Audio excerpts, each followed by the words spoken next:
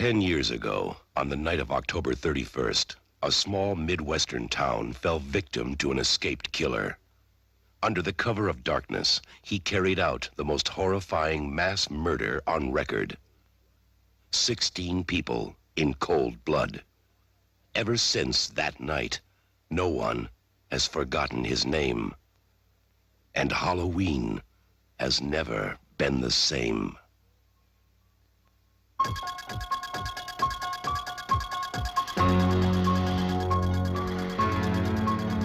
Now, Michael Myers has come home. He has returned for one more night of unholy terror. Michael!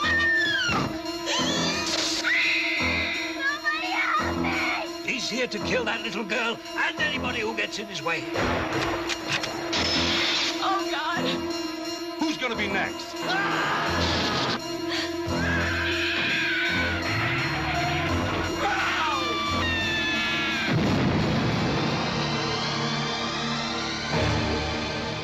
Halloween 4, The Return of Michael Myers. Maybe nobody knows how to stop him. A shotgun through the stomach, angry hillbillies, a horny Wade, and more in Halloween 4. Oh my God, that rhymed. Well, that was actually not intentional, but that rhymed. Welcome back, guys, to the HalloScream review series, where we will be discussing Halloween 4, Return of Michael Myers. And how convenient is the title, because it's Return of this Michael. I'm feeling better. I'm feeling a lot better. I'm not as sick anymore, guys. Like, pretty much at all. But, yeah, I'm excited, guys. This is one of my favorites in the franchise. And I'm going to kind of get into the reasons as to why. And then kind of announce maybe something towards the end I'm kind of working on. But that's related to Halloween 4. But so let's just dive in. Let's just dive into this review. But if you guys want to see all the other reviews everyone has been doing for Halloween 4, they've been excellent. Good Real Hunting, Braden Timmons, Jeffman316, all those guys. If you and many more. If you want to see all their reviews, they will be down in the description box below. Y'all can watch them, like, subscribe, get the word out there for all the channels, not just mine, guys. But Halloween 4, The Return of Michael Myers, this is one that, to me, is completely underrated. And what I mean by underrated is, like, obviously it's popular. A lot of people who are fans of this franchise, they really love it. The issue is that, like, it's underrated in the sense that, like, it has a 31% on Rotten Tomatoes. The critics aren't fans of this movie.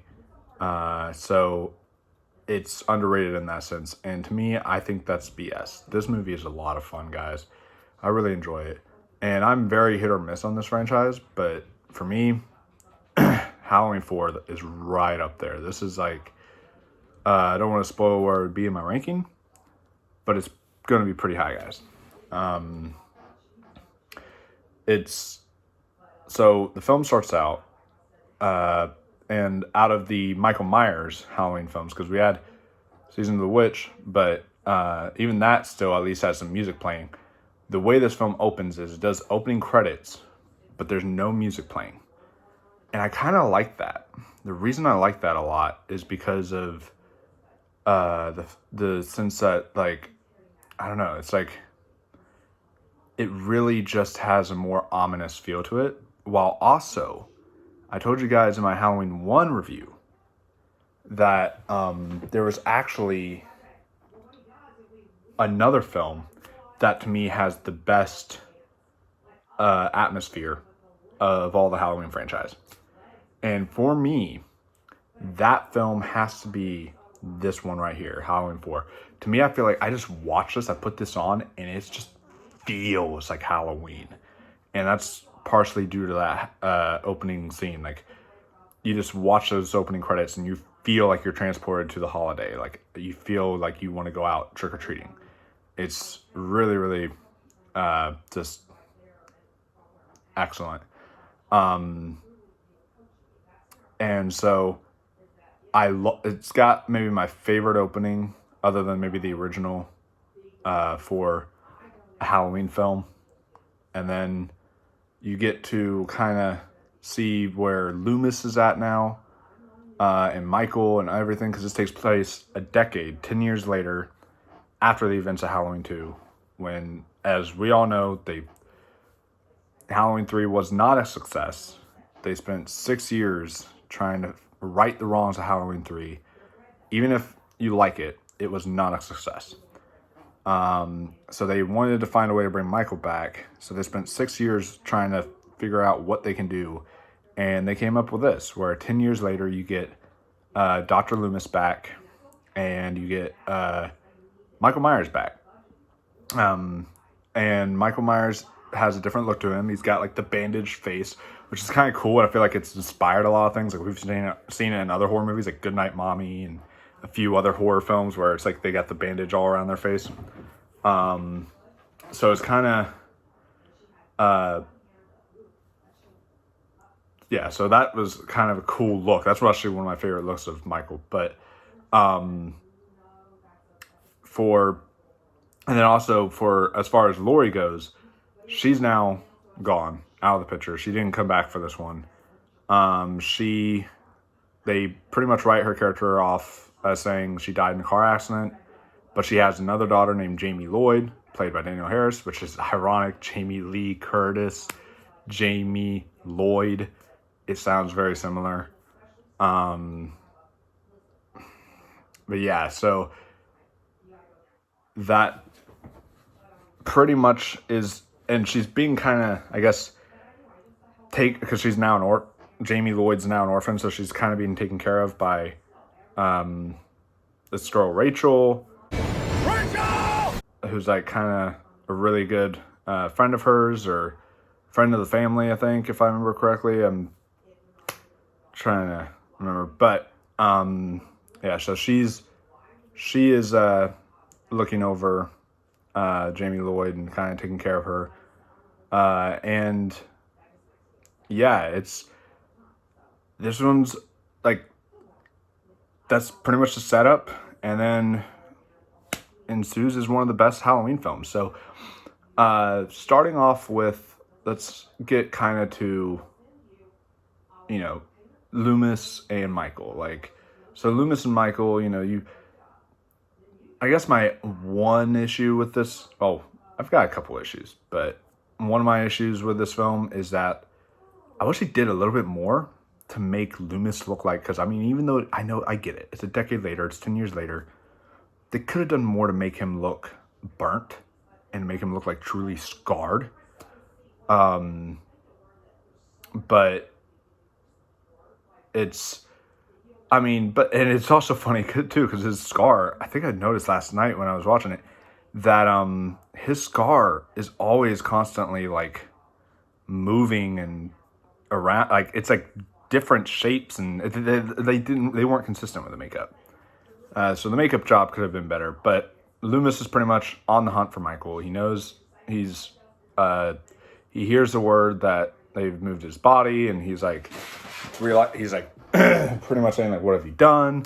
So he's on the hunt to get Michael back. And then Michael himself, being all bandaged, he decides to break out of the ambulance truck, kills this guy in a very epic way.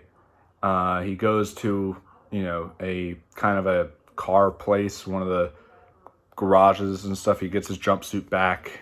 And then he eventually goes to a discount Halloween store to get a mask. And I understand that's why they had the cheap mask. But guys, the mask looks cheap. Like, I am not into the mask look for this.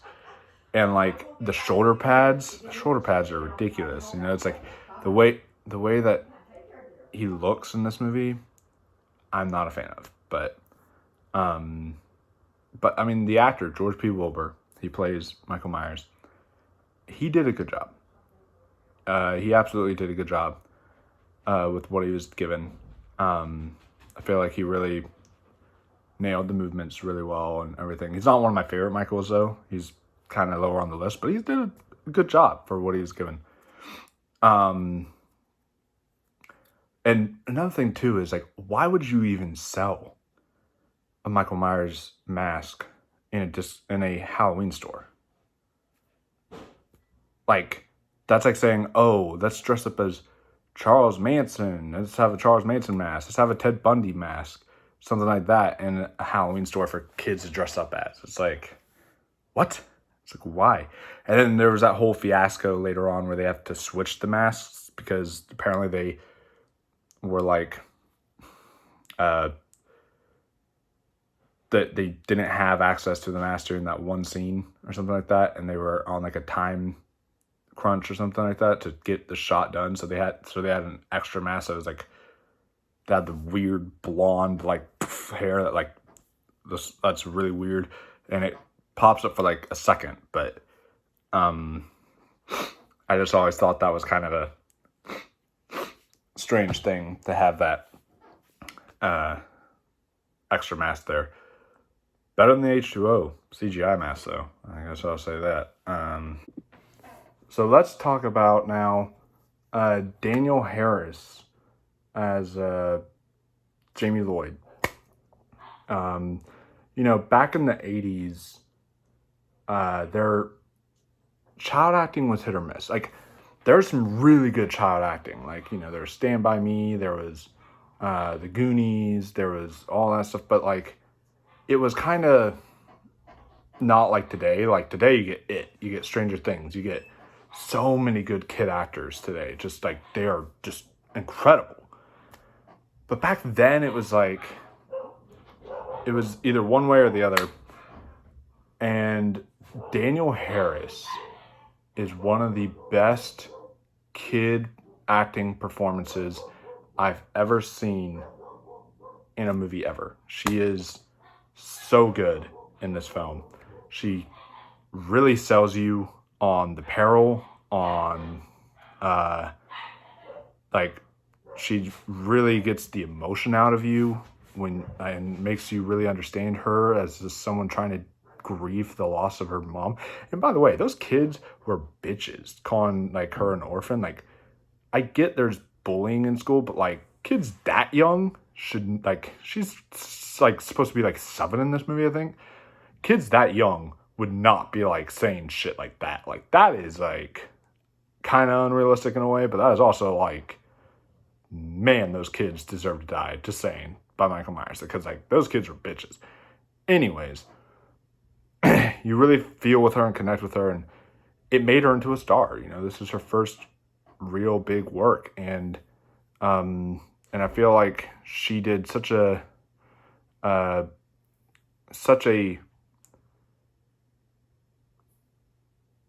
she's one of the best, like, I guess you could say final girls. I was thinking about what to call her, but in horror, but talking about final girls, that's a good segue into talking about Rachel.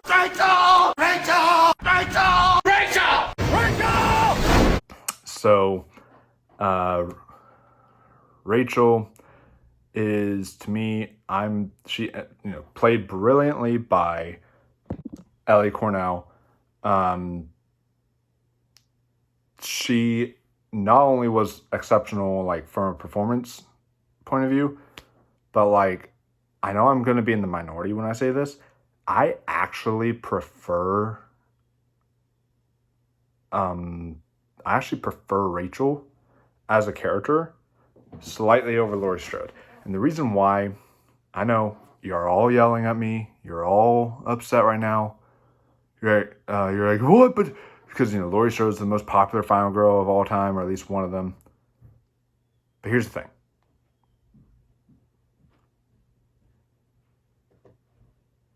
Laurie is great. But Rachel just has a lot more of a dynamic. She's a lot more of a dynamic character, has a lot more personality. Now, if it's later Laurie, then you can maybe make an argument. But as far as the first two films go, Rachel is just so much more of a compelling character, in my opinion. And like relatable, at least for me. And I would have loved to have seen the franchise like continue completely with her as the final girl. That would have been perfect for me, anyways. She's just, to me, one of the most underrated final girls, if not the most underrated, because like not enough people talk about her, of like horror, like in general. She is so good. And Ellie Cornell, she just knocks it out of the park. And all the characters in here are great. You know, you've got the character of Brady, who, you know, the actor, I'm blanking on his name, but we all would know him from Dazed and Confused. He is a great character. You got Kelly. She's a great character. Wade, you know, everyone knows the whole "fuck off, Wade," you know, line. So he's a great character.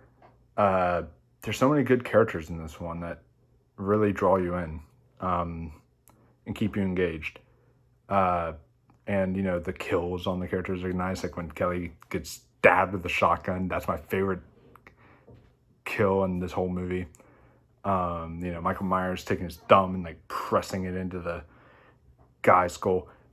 Brady's death, where he's like picking him up and all that stuff. It's really there's some really cool stuff.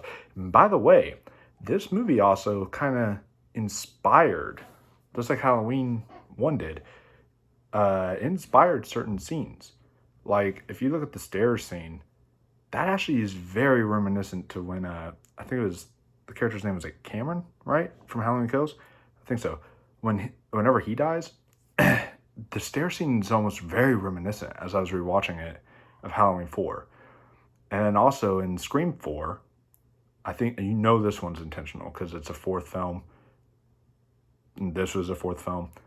In Scream 4, when Ghostface is fighting her on the roof, and then she like is holding on to the gutters and and then she has to fall off and all that stuff.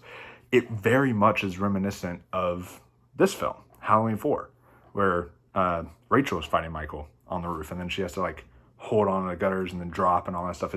It's very reminiscent of that. And I was watching it, I was like, wow, this actually kind of inspired that scene from Scream 4 and that scene from Halloween Kills. So it's kind of interesting that this film holds such a cult following that it was able to actually inspire certain filmmakers to do other things. And talking about the filmmaking, the director here is Dwight H. Little, and he does a great job. He's not John Carpenter, obviously, but no one is. But for, you know, a name like Dwight H. Little, he certainly didn't make a little movie. This is like something big. I don't know. I was trying to make a bad pun there. It did not work, as you can tell. But yeah, he really directs this really well. He gets the best performances out of his, then the shots, the atmosphere, the way that, you know,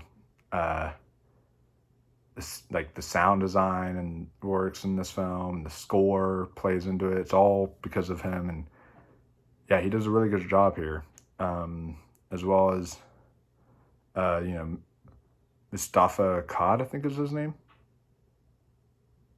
I believe I was close enough. He has the rights to Halloween now, and so he made this film what it was, and I think that I gotta thank him for even though Halloween 5, we'll get to that, he knocked it out of the park with this one. Now, you know, and as far as my review goes, that's pretty much everything I wanted to cover. I mean, of course, we could talk about the hillbillies versus Michael. I mean, that gets kind of ridiculous, but it's a fun plot line. You know, I enjoy it. Does this movie have ridiculous moments and cheesy moments? Yeah, it really does. But, you know, that makes it all the more fun. And, you know, Kelly's tatas are already worth the entire watch of this film. So, yeah, that's Halloween 4 for you guys. One of my favorite ones now. This is related to Halloween 4, but I am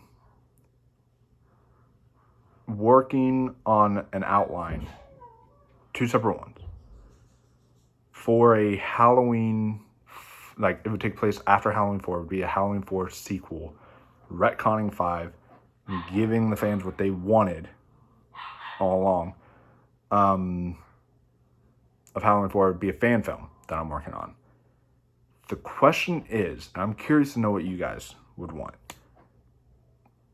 Initially, I have an outline of making a Halloween film without Michael Myers. But we all know how Halloween 3 did. It would be a direct sequel to Halloween 4, Jamie Lloyd as the killer, what they set up there, which, by the way, let's talk about that climax scene where she's like standing there with a knife and everything, and this pair of scissors, and she's just like doing that, and Donald Pleasant's done, no! Maybe my favorite ending, maybe other than the original, it's my favorite ending of the entire franchise, other than the original. Like, man, that's so good. It just, man, and the tension building in that scene and in this movie, it's just so good. Oh man, I love this movie. But yeah, so you have that as an option. That would be truly a sequel to Halloween 4, or one that I'm working on that would have Michael Myers in it, but it's like years later, you get Jamie Lloyd dealing with the struggles that she had to go through post Halloween 4. So it's like her dealing with the trauma of killing her babysitter and all that. So it's like her dealing with all that and trying to become better from the trauma, and then Michael comes into play, you know, gets resurrected, and then starts hunting her down, and then she kind of has this battle with Michael that helps her to get over her trauma. So it's a little bit like Halloween 2018, maybe a little bit too similar to the other option, but I know a lot of you would not want to watch a Halloween movie without Michael in it. So I'm going to try. I was asking you guys what y'all would prefer, but I know it'll be my movie in the end, but I want to do what y'all want. So sound off in the comments what sounds more interesting to you. Because I don't want to like make it, and then I'm gonna get hate comments either way, but I don't want to get like hate comments being like, oh, there's no Michael, you know, all that stuff. But that's something I have to get over anyways. I don't know. I'm rambling now, guys. That's just something I wanted to bring up. But yeah, Halloween 4, the return of Michael Myers, a return to form for the Halloween franchise. This film was really, return to form, at least for this film. Then went downhill again after this. But this was a fun time. If you guys have not seen it, definitely go and check it out. You would not regret it. This is one of the best films in the franchise, one of my favorite horror films, one of my favorite horror sequels of all time. So definitely check out Halloween 4, The Return of Michael Myers, and be sure that you check out everyone else's streams in the description box below. They've been doing great content, and I am and we need to support them. Sorry, I had to move back to the old place real quick just to sign off real quick because there's a lot of noise upstairs. Some workers are working on the house. There's a lot of stuff happening there. So I just wanted to say we need to support the series and everyone working on it. So be sure you check out everyone's streams and like, subscribe, share, do all that fun stuff there and get the word out there. So yeah, that'll be it. Stay tuned for the Better Call Saul's final series finale after show tonight. That'll be up later tonight, so stay tuned for that. And that'll be it. So until next time, stay spooky, my friends.